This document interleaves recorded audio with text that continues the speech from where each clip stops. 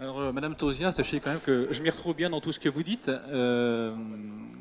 C'est vrai que c'est assez désespérant. Quand vous parlez, on a l'impression qu'il y a plus rien à faire, que la bête est cuite. Mais, mais, non, mais c'est vrai que c'est assez juste. Après, c'est vrai qu'il n'y a pas beaucoup d'argent en ce moment.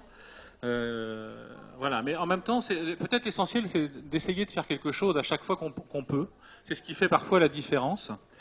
Alors, moi, je suis venu ici à la demande de Ressentez-vous pour vous parler un peu de ce qu'on a fait dans la maison de retraite où je suis, et notamment de vous parler un peu de l'alimentation. Alors, en sachant qu'on s'était pas tout ce qu'on a fait, on ne l'a pas fait en se posant la question de l'adaptation au choix de la personne, on se l'est posé autrement. Oui, je peux changer directement de là. Ok. Par où je vais là? Oui. Ok. Voilà. Boucher enrichi adapté, ça vous verrez, vous aurez l'occasion d'en goûter après cette conférence, sur le coup des 19h30, ça c'est ce qu'on fabrique. Le goût de l'autonomie, c'était vraiment aussi avec l'idée d'utiliser au maximum, de laisser la main aux personnes et d'utiliser au maximum leur autonomie. Alors la maison de retraite s'appelle le foyer Notre-Dame de Purimvaux, il y a 90 personnes accueillies de 53 à 104 ans. 26 personnes qu'on qualifie d'Alzheimer, 15 personnes qui viennent des services de psychiatrie, qui sont atteintes de maladies psychiatriques avant l'âge de la retraite ou après l'âge de la retraite, ça dépend. 9 personnes handicapées intellectuelles vieillissantes et 70 personnes, selon le médecin, qui ont des troubles cognitifs. Voilà. Bien. 53 ans étant une personne là aussi la plus jeune personne handicapée intellectuelle. Alors nous, en 2007, on a fait une étude de la dénutrition au sein de l'établissement. On s'est aperçu que 50% des personnes âgées qui étaient chez nous étaient dénutries. Voilà. Triste constat, alarmant. Alors on s'est dit, c'est sûrement qu'on travaille très très mal, mais en même temps, on sait que la dénutrition, c'est souvent le résultat d'un parcours qui commence à domicile, avec un isolement, des intérêts progressifs pour la vie et puis des difficultés qui font que des difficultés qui sont très variées. Hein. À la fois, vous avez des problèmes d'argent qui fait que vous achetez toujours la même chose au niveau de la bouffe. Vous avez une alimentation qui devient carencée. L'isolement ne vous invite pas forcément, vous ne partagez pas votre repas. Nous, on le partage, mais eux, ils sont tous seuls la plupart du temps. Et puis des raisons économiques aussi, même quand vous prenez des repas, les repas qui vous sont livrés par les services de livraison à domicile sont parfois divisés en deux, en disant qu'il faudra que ça passe la journée, voire 2 jours. Donc forcément, on se retrouve vite dénutri. Et puis en même temps, parce qu'il y a des gens qui s'auto-limitent et qui se disent moi je suis vieux, j'ai pas besoin de manger, quoi. Je fais rien. Maintenant, je ne sers plus à rien, je n'ai pas besoin de manger. Voilà. Alors les conséquences de la dénutrition, je pense que pour la majorité d'entre vous, vous savez ce que ça veut dire. Hein. Là, j'en ai écrit en dessous. Voilà. Alors, les premières actions qu'on a menées, on s'est dit, il faut qu'on fasse quelque chose. Alors, on a repris le plan alimentaire, bien sûr, vu l'équilibre des menus, avec une diététicienne super qui s'appelle Madame Dieuleveux, que je remercie pour tout le travail qu'elle a fait chez nous. On s'est dit, il faut qu'on réoriente nos achats, parce que vous savez que les contraintes économiques font qu'on a tendance toujours à économiser, même sur la bouffe. C'est peut-être ça aussi le triste constat qu'on fait. Puis, passer par des centrales d'achat, avoir des produits de moins bonne qualité, mais essayer toujours de rentrer dans les coûts. Même si ce n'est pas consommé, quelque part, vous tenez votre budget, vous êtes content en tant que directeur, sauf qu'en même temps, vous en jetez plein. Donc c'est une totale stupidité. Mais bon, donc on s'est dit, il faut qu'on change un peu ça.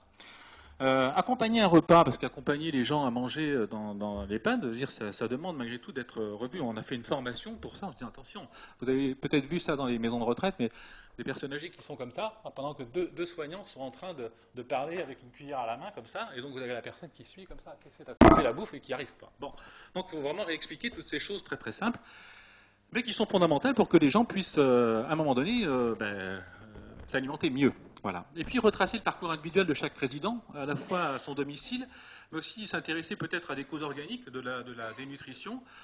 On s'est souvent rendu compte que les gens étaient déprimés, vous parliez de ça tout à l'heure, mais il y a une dépression évidente chez beaucoup de personnes âgées qui passe souvent inaperçue. Je dirais qu'il y a beaucoup de médecins qui la considèrent comme normale presque aujourd'hui et qui ne la traitent pas. C'est aussi ça qu'on peut constater. Voilà. Et puis informer les gens, parce qu'il y a quand même des gens dans nos EHPAD qui ne sont pas tous dépendants et incapables de comprendre ce qui leur arrive. Et on peut malgré tout s'appuyer sur eux parfois et puis essayer de combattre aussi les idées reçues. Et ils sont capables de nous aider aussi dans la résolution de ce problème. Alors ce qu'on avait constaté autour de la dénutrition, c'est la concomitance entre dénutrition et déshydratation, ça va souvent ensemble. que les compléments alimentaires étaient inefficaces. Alors chez nous, les compléments alimentaires, ils étaient prescrits par les médecins, parce que quand vous constatez la dénutrition, vous faites la petite prise de sang qui va bien, le poids, la biménémie, bref, dénutri. Bon, compléments alimentaires. Les compléments alimentaires, on est capable de les commander, on est capable de les acheminer, de les réceptionner, de les acheminer jusque dans la chambre, d'ouvrir la petite boîte, de verser le premier verre, de faire prendre la première gorgée. Sauf que, concrètement, la personne derrière n'en mange plus de la journée, et le lendemain matin, vous prenez la boîte et vous la jetez. C'est une perte sèche la plupart du temps. Voilà. Alors on ne vous le dit pas. Si vous n'êtes pas là pour le voir, pour les soignants, on se cache, on se dit, bah, j'ai fait le nécessaire, je vois que c'est pas pris, tant pis je le jette. Bon, on sait qu'elle a eu son complément, quelque part on se rassure. Donc c'est important d'essayer de bien lire tout ce qui se passe au sein de la maison de retraite. Les troubles de la mastication et de la déglutition qui sont très nombreux là aussi et qui sont souvent mal évalués. Alors les troubles de la mastication, il faut voir, enfin nous on est en zone rurale avec des gens qui n'ont pas l'habitude de se faire soigner les dents, avec des chicots partout. Donc manger, ça devient extrêmement compliqué. Et ça aussi, ça a tendance à limiter aussi les quantités que vous absorbez. Et vous ne mangez pas la viande, vous ne mangez pas, il y a plein de choses que vous ne mangez plus. Les troubles de la déglutition, bon ça, il peut y avoir les AVC, les médicaments aussi peuvent provoquer des choses comme ça. Voilà. Et puis on s'est aperçu que les personnes âgées atteintes de maladie d'Alzheimer ou qui étaient très dépendants, pas tout à fait pour la même raison, mais étaient aussi les plus exposées, c'était parmi elles qu'on comptait le plus de personnes âgées dénutries.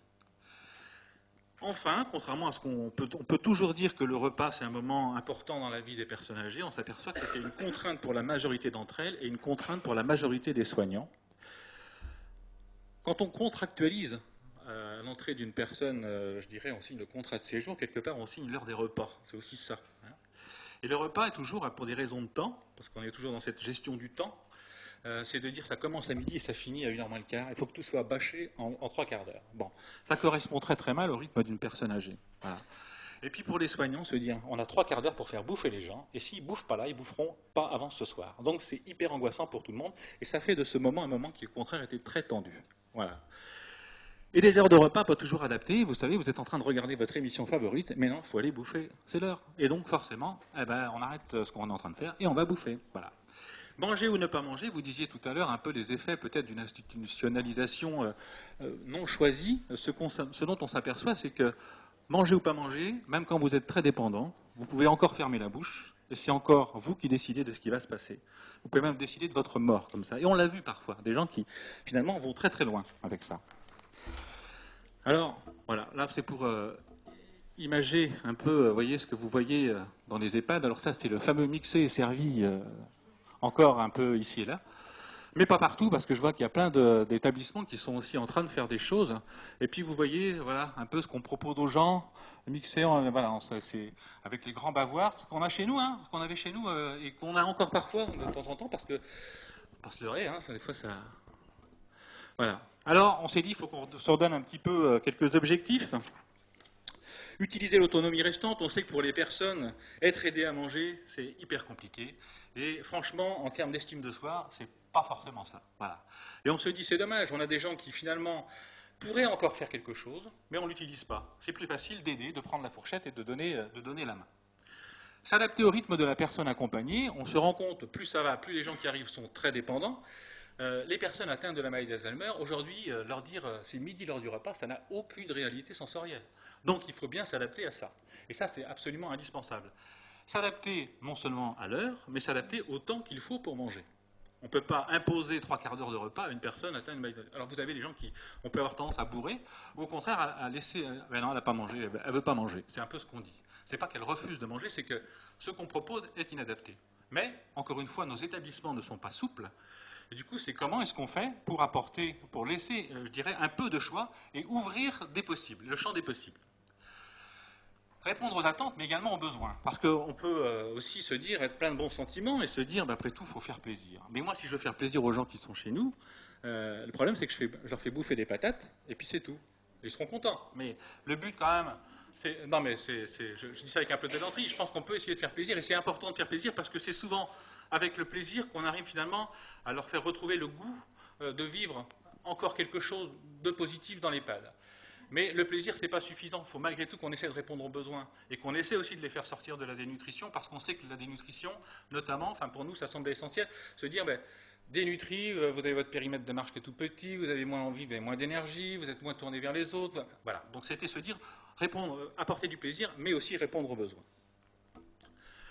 Alors, les bouchées enrichies adaptées, une évolution du manger-main. Oui, parce qu'on avait commencé par le manger-main, par faire des petites tartines avec des petites choses très très jolies, acheter plein de petites choses, et ça marche très très bien. Sauf que pour les gens qui ont des troubles de la déglutition, ça ne marche pas. C'est-à-dire que quand vous avez fait une fausse route une première fois, en tant que personne âgée, je m'aperçois que ça laisse un souvenir assez... Enfin, je veux dire, on n'oublie pas ça, et après, manger devient extrêmement compliqué. Bon. Donc on a réussi avec des petites bouchées à vraiment redonner la main à quelques personnes, relativement autonomes ou peu autonomes, mais qui n'avaient pas de troubles de la déglutition, mais on se dit que ce n'était pas suffisant. Alors on s'est mis à transformer tous les repas, et les liquides aussi, pour des personnes pour qui c'était nécessaire. Alors, voilà, vous voyez le mixé à gauche, et ce qu'on propose aujourd'hui, ce qu'on est capable de proposer, c'est-à-dire qu'on est capable de faire des betteraves rouges, des céleri, du poulet, la pizza, sous forme de petites bouchées. Alors l'intérêt de ces petites bouchées, donc je vous montre ce que ça peut aussi donner. Je pense que là aussi, entre 100 mètres partout et avoir la possibilité d'être un peu plus propre, c'est pas inintéressant. Alors vous voyez là-bas les liquides, parce qu'aujourd'hui on a supprimé l'eau gélifiée. Je ne sais pas si vous avez goûté ce truc infâme, mais aujourd'hui on prépare des petits cubes. Vous en goûterez ce soir si vous voulez. Vous verrez que c'est pas mal. En tout cas, c'est très différent de l'eau gélifiée. Un verre d'eau, c'est 8 cubes. Là, il y en a 10, je crois, mais un verre d'eau, c'est 8 cubes. Faire prendre un verre d'eau à une personne atteinte de maladie d'Alzheimer, c'est parfois extrêmement compliqué. Poser une petite assiette de 8 cubes, aller lui porter, bien lui présenter, lui vendre, entre guillemets, si je puis dire.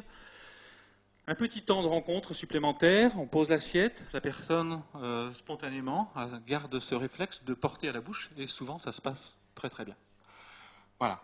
Donc ça, c'est quelques exemples de... Alors ce soir, il n'y aura peut-être pas autant de choix, mais vous aurez la possibilité de goûter.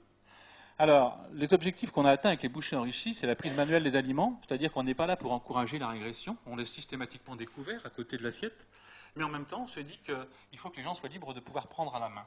Prendre une fourchette, c'est parfois compliqué. Prendre une petite bouchée à la main, ça reste facile. Voilà. Et puis on a des gens qui ont des habitudes alimentaires tout à fait particulières. On a un vieux monsieur qui mangeait avec l'assiette sur ses genoux. Donc aussi offrir cette liberté aux personnes de pouvoir manger aussi comme elles le veulent. Voilà.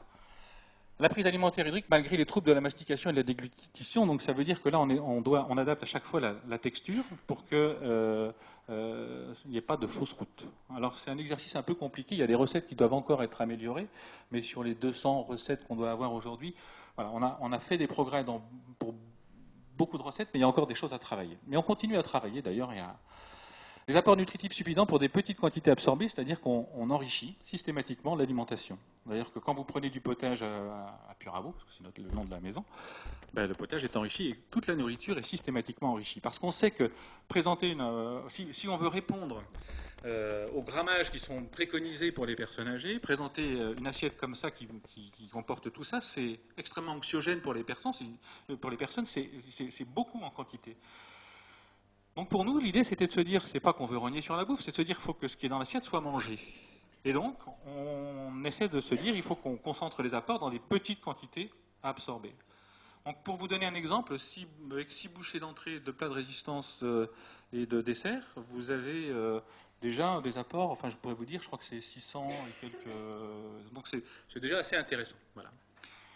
Donc ça suppose aussi, on a réussi à trouver l'équilibre entre le goût, la texture et l'enrichissement. Parce que quand on transforme l'alimentation, on sait que si le goût n'est pas au rendez-vous, ça ne sera pas pris. Si on n'est pas dans la bonne texture, il y aura des troubles de la déglutition, ce ne sera pas pris ou alors ce sera risqué. Or, on ne peut pas faire prendre des risques à des personnes.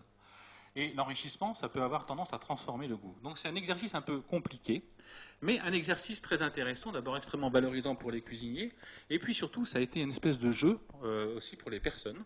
Donc on a expérimenté au départ sur 3 personnes, une personne qui avait la maladie d'Alzheimer, quelqu'un qui était parkinsonien, et un monsieur hémiplégique qui n'avait pas mangé tout seul depuis 6 ans, et qui, grâce à ça, a pu reprendre une alimentation autonome. Menu identique pour tous, ça aussi, c'est-à-dire que le mixé, souvent, ça faisait l'objet d'une préparation à part, et donc vous avez des gens qui ont un menu, et puis les autres, eh bien, ils mangent le mixé. Le fameux mixé de la maison de retraite. Voilà. Alors parfois c'est bon, hein, il y a des super cuisiniers qui font des super mixés, mais parfois c'est franchement pas très intéressant à manger. Mais c'est important de goûter ce qu'on sert aux personnes. Je pense que ça aussi, ça en dit long sur ce qu'on leur demande de faire. Quand même. On leur laisse pas le choix, hein, souvent. Ça, c'est terrible. Bref. La distribution souple des bouchées. Alors oui, parce que l'avantage de ces bouchées, comme on s'est organisé aussi autour de ça. On se dit qu'il faut s'adapter sur les horaires, s'adapter sur le temps qu'on donne au repas. Et donc aujourd'hui, notre grand bateau, dont vous en parliez tout à l'heure, mais le choix du bateau, là, j'aimerais dire que c'est aussi des raisons financières, parce qu'on peut faire des fois des belles choses, mais bon, bref, on ne va pas revenir là-dessus. On l'a divisé en quatre secteurs, si on peut dire ça comme ça, et sur chaque secteur, nous avons des points où les gens peuvent s'alimenter, des vitrines réfrigérées qui permettent, et des petits offices, qui permettent aux personnes ou à leur famille de prendre tout seul la nourriture, de se servir. C'est dans le couloir. Et ça permet aussi d'avoir la nourriture dans le champ de vision des professionnels accompagnants, qui permet aussi de distribuer beaucoup plus facilement à tout le monde. Voilà. Et on l'a mis au carrefour pour que le kilomètre ou le nombre de mètres à faire entre la nourriture et la chambre soit le plus court possible. Et pour les personnes qui accompagnent et pour les résidents eux-mêmes. Voilà. Et puis, on a chez nous des gens qui mangent le jour, la nuit, donc ils peuvent prendre leur petit déjeuner le matin, mais qui peuvent aussi, n'ont pas envie de prendre le petit déj, mais qui vont prendre des petites bouchées une demi-heure plus tard, qui vont reprendre une heure plus tard, qui vont manger encore des bouchées à midi moins le quart, qui ne vont pas manger à midi, qui ne vont pas manger le soir, mais qui vont manger dans la nuit. Donc aujourd'hui, cette alimentation, la souplesse de distribution, c'est absolument capital. D'une part, ça l'est d'autant plus pour les personnes atteintes de maladie d'Alzheimer, je dis ça, pour qui, des fois, les rythmes de vie sont tout à fait différents de ceux qu'on veut leur imposer. Voilà. Bon. Et puis aujourd'hui, alors on maintient le pourcentage de personnes dénutries entre 12 et 15% depuis 2008, avec aussi une incidence assez intéressante sur le nombre. On a réussi à. Alors, on ne s'y est pas très bien pris, mais on avait pris tous les poids au démarrage des bouchées, et on a vu que sur un an, les courbes de poids s'étaient nettement améliorées. On a vu aussi que les quelques escarres qui étaient chez nous ont guéri beaucoup plus vite, qu'on n'a pas d'escarres dans l'établissement, se constituent dans l'établissement, donc ça aussi c'est plutôt pas mal. Voilà, ça ne marche pas avec tout le monde, hein, j'aimerais aussi être clair. C'est-à-dire que, quand je dis tout à l'heure utilisation très marginale des compléments nutritionnels oraux, on s'aperçoit qu'on n'en utilisait plus du tout. En ce moment, on en réutilise pour une personne. Voilà, on ne va pas s'interdire de prendre des compléments nutritionnels oraux. Je dis juste qu'il faut, il faut essayer ce qui peut marcher, ce qui correspond aussi à la personne. Voilà. Mais l'idée, c'était vraiment de redonner la main. Voilà. Et du coup, un temps de repas plus détendu pour les personnes âgées comme pour les professionnels. À partir du moment où vous savez que même si elle ne mange pas à midi, vous pourrez lui donner quelque chose une heure plus tard ou trois quarts d'heure plus tard, vous êtes beaucoup plus détendu en tant que professionnel. Et pour la personne, vous n'êtes pas forcé de faire ce qu'on vous demande de faire. Vous avez aussi la maîtrise de votre alimentation, si je puis dire. Alors, vous n'avez pas un choix énorme, mais vous avez quand même ce choix-là. Et c'est important. Voilà. Alors aujourd'hui, on a 59 personnes sur 90 qui consomment quotidiennement des bouchées. Il y a ceux qui prennent les repas de substitution complets parce que les troubles de la déglutition sont tels qu'on ne peut pas proposer autre chose. Voilà. Alors on l'a fait parfois, même si le risque est grand, à la demande de quelques personnes, sachant que c'est toujours un moment un peu angoissant quand même. Mais est-ce qu'on peut se passer aussi de prendre des risques? C'est une vraie question. Je ne sais pas. Je ne sais pas jusqu'où on peut aller comme ça. Mais on a aussi des gens qui prennent les bouchées parce qu'ils ont une alimentation qui est assez bonne, mais qui est c'est fragile. Donc on sait que tous les apports qui seront faits en plus, ce sera une manière de consolider l'état nutritionnel. Et puis on a tous ceux qui prennent ça par plaisir, par pur plaisir, parce qu'ils savent qu'à chaque fois c'est quelqu'un qui va venir leur porter l'assiette, et que donc vous avez ce petit temps d'échange supplémentaire qui fait malgré tout la différence. Et puis parce que tout simplement c'est bon. Voilà. Donc alors, la souplesse, on se dit, mais la souplesse des repas, merveilleux, c'est vachement bien, mais c'est pas suffisant. Et donc, du coup, aujourd'hui, si vous voulez, on a changé, et Dieu sait si ça a un peu grincé les dents au départ, mais on a aussi assoupli les horaires du personnel, si je puis dire. C'est-à-dire qu'aujourd'hui, on a des embauches en décalé. Au lieu d'avoir, vous savez, on avait calé dans les EHPAD, on s'est un peu calé sur le sanitaire, hein, c'est-à-dire qu'en termes d'organisation, ce qui est une connerie monumentale.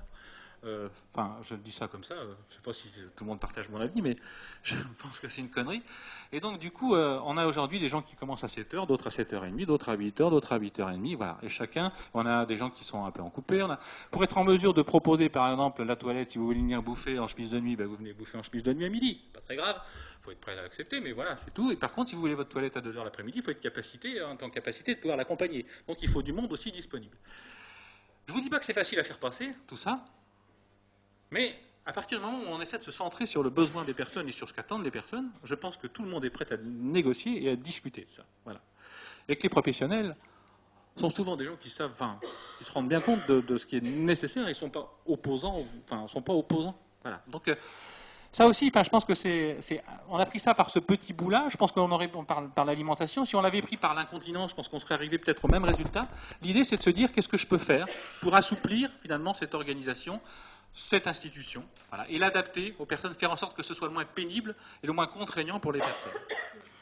Voilà. Alors on travaille sur le gaspillage alimentaire, parce que du coup ça fait penser quand même à ça, c'est-à-dire qu'on s'est dit, parce que les textes posent les choses, vous disent il faut tant en quantité de protéines, de machin, de trucs, et de bazar. Mais les textes, si vous voulez, de temps en temps, il faut savoir se les mettre un peu de côté et adapter. D'accord? Non, alors du coup, en ce moment, on est en train de se dire qu'on s'aperçoit, on a pesé les quantités en sortie de cuisine et en retour de cuisine. Et on arrive à jeter 25% du poids de ce qu'on prépare, ce qui est énorme.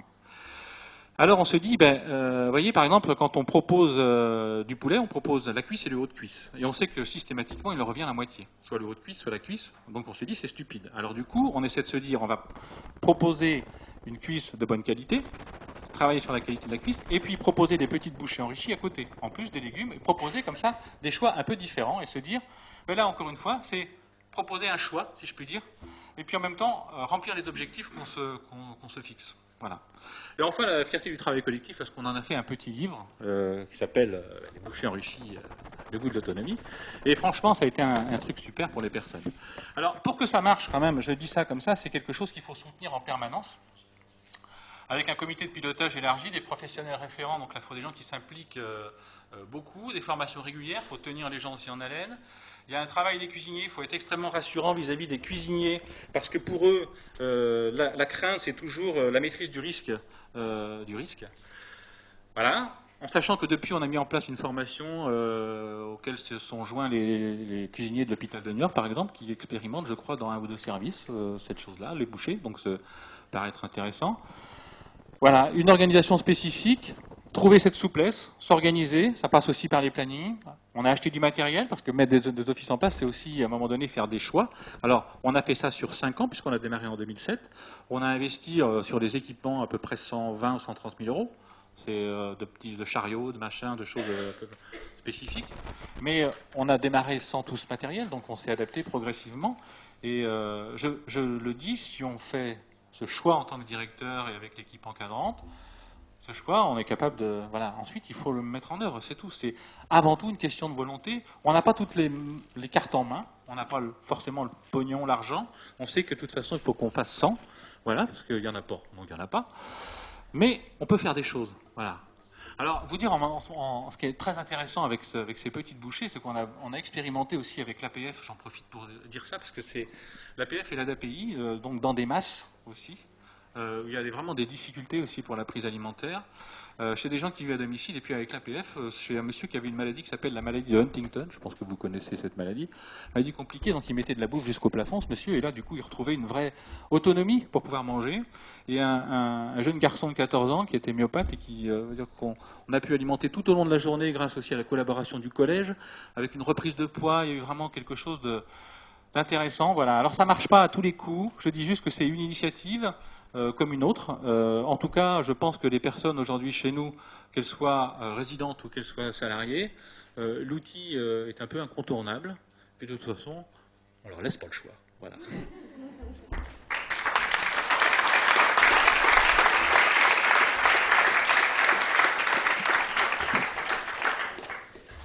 Bien, merci beaucoup.